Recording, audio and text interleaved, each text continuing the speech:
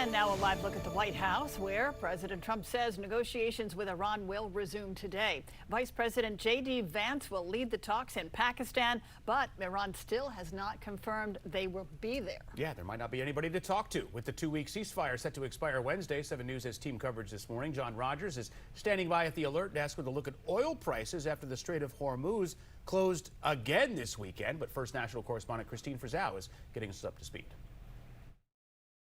President Trump says it's his final warning to Iran. I spoke with President Trump today, who said if the Iranians don't sign the deal, their whole country is going to get blown up. We have a long history of taking down bridges, power plants, and other infrastructure that is powering Iran's military.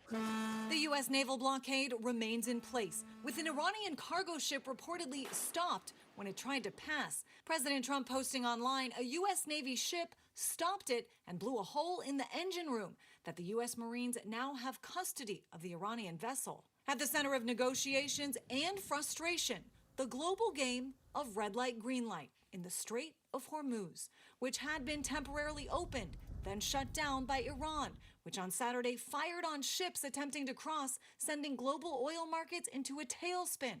The prospect of a gallon of gas falling back below $3 still a long way off. That could happen later this year. That might not happen till next year. But prices have likely peaked, and they'll start going down. 1 week after talks failed to yield an agreement, the same delegation headed back to Pakistan to try again. Vice President J.D. Vance, Special Envoy Steve Witkoff, and Trump's son-in-law Jared Kushner set to take part in peace talks on Tuesday, though Iran has not confirmed they'll be at the table. Clearly, militarily, just pounding the Iranians for 45 days to the point where they could not respond. You know, their Navy gone, the Air Force gone. It did not actually break the will of the IRGC. It didn't foster the kind of, I think, internal revolt that the U.S. and Israeli leadership may have thought would happen. On the ground in Islamabad, the city has essentially been cleared out in preparation for those next round of talks on Tuesday. But Iran may not even show up, blaming Washington's excessive demands, unrealistic expectations, and, quote, constant shifts in stance. I'm Christine Frizzau reporting. This morning at the Alert Desk, I want to show you the roller coaster of oil prices we've seen in the last few days because of the changing dynamics in the war in Iran. Brent crude is considered the international standard. You can see this wide range here just in the past couple of days, currently sitting at $94.59 a barrel. There was a sharp decline Friday when the U.S. and Iran claimed the Strait of Hormuz was open. But fresh escalations over the weekend shot up prices 6% last night. That's according to Axios.